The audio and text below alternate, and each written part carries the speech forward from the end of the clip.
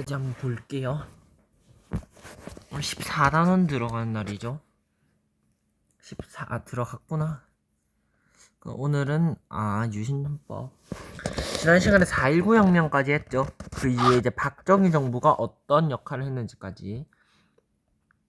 영상은요, 여기에 내 동영상 들어오시면 이게 40강부터 있고요. 여러분은 채널 들어오셔서 한국사 수능특강 이거 들어오시면은 여기에도 쭉 있습니다. 여기 들어오시면 있고, 우리 처음 거부터 여기 말고 이거 여기 보면은 처음 영강 OT부터 쭉 올라오셔서 지금까지 영상 있어요. 자, 일단 오늘 해볼 거 들어갈게요. 오늘은 유신체제라고 하는 건데, 이게 일단 이번 체제에서는 가장 일단 중요하진 않지만 시험에는 자주 등장하는 내용이에요. 유신체제.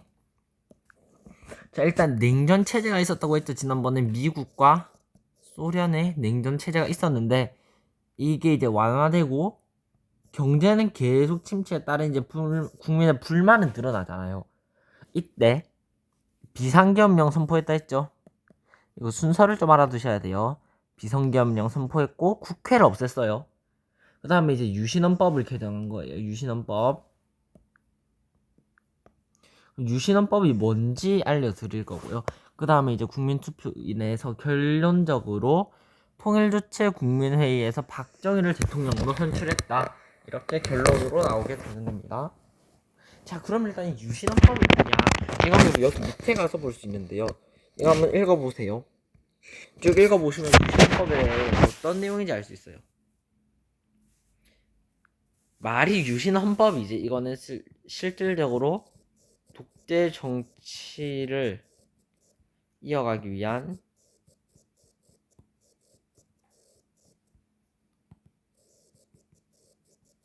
헌법 개정 이 중에 일부라고 보시면 됩니다.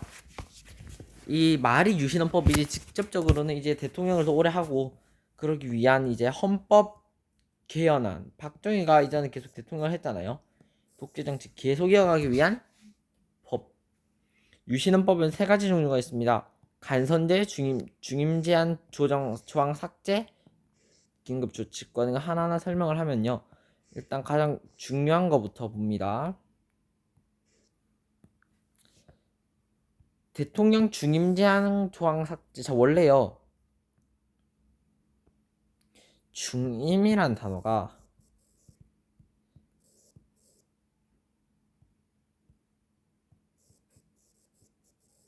이어서 맞는다. 중임, 임이 맡을 임자거든요. 이어서 맞는다. 한 두 번, 이승만 1대, 2대, 3대 있었잖아요.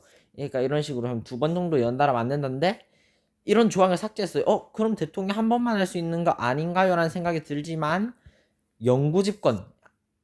이게 뭐예요? 사회주의. 뭐가 다르냐? 이런 거죠. 그 다음에 이제 임기 6년의 대통령 선출법. 이것도 왜 간선제는 뭔지 알아요? 지난번에 안 해줬구나. 직선제, 간선제라고 했거든요. 해줬는데 직선은 잠시만 찾아볼게. 여기 해줬었어.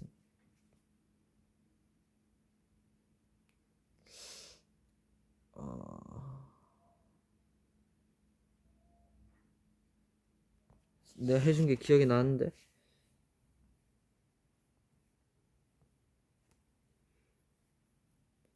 직선은 뭐라 했죠 그때? 일단 내가 해줬는데 이거 언제 해줬지? 직선제는 국민이 바로 대통령을 뽑는 거고, 간선은 국회에서 대통령을 선출하는 거. 직접 국민의 힘으로 대통령을 뽑는 게 아니라는 말이죠. 오케이. 자, 그 다음에 이만큼 유신헌법 받고, 그러면 이제 여기 옆에 뭐 하나 추가해줘도 될까? 유신 헌법 이거 하나 추가해줘도 되겠죠? 자, 그러면 여기 밑에 유신 체제에 대해서 저항을 했겠죠. 당연히 저항을 했겠죠. 계층, 어떤 직책 그런 걸 관여하지 않고 되게 많은 이렇게 있으면 이 모든 조선으로 따지면 모든 계층이 거의 참여를 했다. 대학생들의 시위가 있었다. 유신철폐 시위가 있었다. 그 다음에 탄압을 했겠죠. 당연히 이렇게 하는데 조치권을 발동하여 유신체제에 대한 반대 활동, 유신체제 반대 활동 이런 걸 금지시킨 거예요. 당연히 대통령 그런 자신의 왕권, 옛날로 따지면 왕권, 권력이 떨어지기 때문이죠. 그 다음에 이것 좀 중요해요. 제2차 인민혁명당 사건인데 이게 뭘까요? 청년, 전국의 이제 민주 청년 학생들이 배후 세력으로 지목됐었던 거예요. 유신헌법을 막기 위해서 했는데 그래서 사형 판결을 받았어요. 이 청년 학생들이. 오케이? 이게 제2차 인혁당 사건인데 결론적으로 이게 너무 억울하잖아요. 그래서 2007년에 무죄로 다시 선고받기도 했습니다. 자, 그럼 당연히 이 저항이 있었으면은 이게 붕괴됐겠죠? 왜 붕괴됐을까? 점점 경제 위기가 고조되고 YH 무역 사건 김영삼 이름 기억해 두시고요. 부마민주항쟁 이게 이제 되게 중요한데요. 부마민주항쟁이요. 부산, 마산에서 있었던 민주항쟁을 의미합니다. 그 다음에 이제 결론적인 붕괴 사건은요. 11.6 사태. 박정희 대통령이 피살을 당한 거예요. 김재규한테. 자신의 부하였던 김재규한테 박정희 대통령이 피살당하면서 유신체제가 붕괴됩니다. 자, 그럼 유신헌법 여긴 이거 유신헌법이죠. 가나 연설의 행안직이 사이에 있었던 일을 3.15 부정선거 관련자 그 다음에 유신헌법. 자, 이 사이에 뭐가 있었을까? 당연히 남북 공동서명. 이거 뭐 지난 시간에 배운 것 같은데 박정희 대통령과 연설 사이에 있었던 거죠. 이제 보자. 좀 헷갈릴 만한 게 뭐가 있죠? 이거 두 개는 노태우 때고요. 2차 남북 정상회담은 이건 이제 노무현 정부 시기예요. 개성공단 조성 이것도 2000년대 그쪽 내용입니다. 그러니까 이거는 좀 이제 점점 올수록 헷갈리는 내용이 많아질 거예요. 이건 아니죠. 몇 번까지 풀 수 있지? 5번, 6번까지 풀 수 있겠네요. 보자. 단독심이 강행했고요. 국회 힌트 될 만한 게 한일국교 정상화. 한일국교 정상화죠. 이거 뭐예요? 한일국교 정상화 지금 지난 시간에 설명했지. 한일국교 박정희 정부 때였다 했죠. 맞죠? 그럼 여기서 답은 당연히 하나 나올 수 있는 게 하나밖에 없죠. 이게 좀 더 이전이라고 헷갈리시는 분이 있는데 답은 일단 4번입니다. 4.13 호원 조치가 좀 더 이전의 일이고 식민의 이전, 삼국도 이전, 제헌회의 이것까지 좀 알아두셔야 됩니다. 이만큼은 이제 박정희 정부 때 있었던 거. 자, 다음 헌법 3분의 1. 그 다음에 무기명 투표.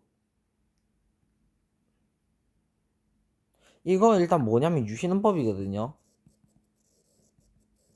이거 보고 이게 좀 큰 힌트가 될 겁니다. 유신헌법에 대한 설명이 딱 뭐 있어요?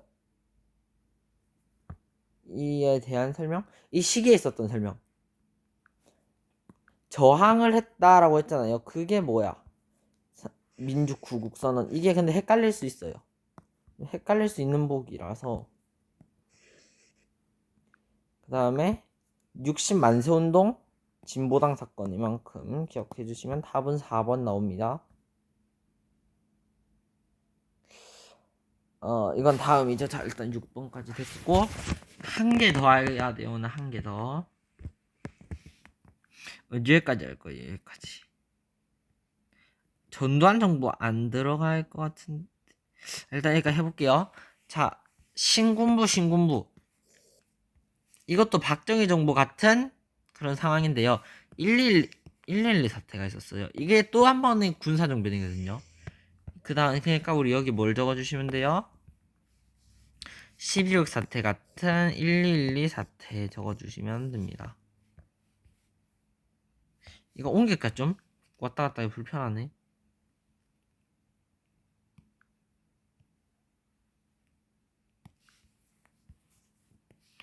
어디로 옮기지?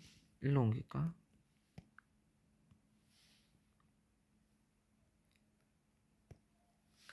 자, 112 사태 군사 반란이 있었고 이게 전두환 정부가 신군부 세력 전두환 정부 설립 배경입니다. 뭐가? 112 사태가. 그러니까 이 이후로 이제 신군부 세력이 군사 장악한 겁니다. 자, 참고로 이 사이에요. 최규하 정부가 있었지만 뭐 이거는 뭐 몇 달밖에 없었으니까. 그 다음에 서울의 봄이라는 말이 있을 정도로 시민들과 학생들이 신군부 세력 퇴진, 당연히 군사들이 들어와서 정치하는 걸 싫어할 거잖아요.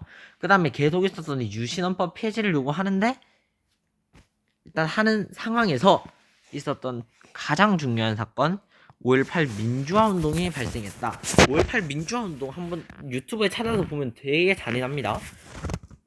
택시 운전사 이거 스님이 되게 추천한 영화인데 이게 5.18 민주화 운동에 대한 거예요. 광주 학생들이 광주에서 신군부 세력 퇴진과 계엄령 철회를 요구하면서 시위를 했어요. 여기서 이제 계엄군이 폭력적인 진압을 하면서 이게 중요해요. 시민군 조직했어요. 이거 보기에 되게 한 번씩 많이 나와요. 시민군을 무력으로 진압을 했습니다. 또 한 번 보기에 많이 나오는 게 민주화운동 기록물이 유네스코 세계 기록유산이에요. 이것도 보기에 나와요. 2011년에 등재됐다. 신군부가요. 원래 박정희 시대에 있었잖아요. 군사니까. 이게요. 이제 전두환 정부 시대랑 반대되게 좀 구분을 하기 위해서 붙여진 명칭이다라고 하네요. 그럼 이 다음에 있었던 게 뭐예요? 5.18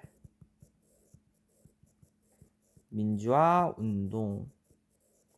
끝이 아니에요. 좀 한 개 더 있어요. 자, 일단 이 전두환 정부 때 알아볼게요. 7년 단임의 대통령 선거인단 선출의 개혁. 이제 이전에 6년 단임이었잖아요. 이걸 이제 7년 단임으로 바꾼다 이 말이고요. 국가보위 비상대책위원회 설치하고 뭐 계속 이러면서 대통령 선거인단 만들었다 했죠. 이게 이제 다시 한번 전두환 대통령으로 또 선출했다. 정책이라 하긴 좀 그런데 민주화운동 탄압했고요. 이제 전두환 정부 때 있었던 대표적인 게 야간 통행 금지를 해제시켰지만 또 두발 교복을 자율화시켰지만 해외여행도 자율화시켰지만 이때 과외 금지라는 게 있었거든요. 이런 거 있었고 또 한 번 프로스포츠 육성. 자, 프로스포츠 육성의 본질적인 이유는 뭘까요? 정치에 관심을 돌리기 위한 목적이었다라고 생각을 하셔도 돼요. 프로야구, KBO 이것도 전두환 시대 때 생긴 거예요. 자, 여기까지 보면은 됐고 다음 시간에는 이 산업 경쟁 성장 내용 보면서 끝나면은 그 다음 시간에 2월 민주항쟁이 있어요. 이게 마지막 단원입니다. 자, 일단 7번 볼게요. 데모가 광주 시민 이게 뭐예요? 5.18 민주화 운동이죠. 이에 대한 설명으로 이건 신군부 세력입니다.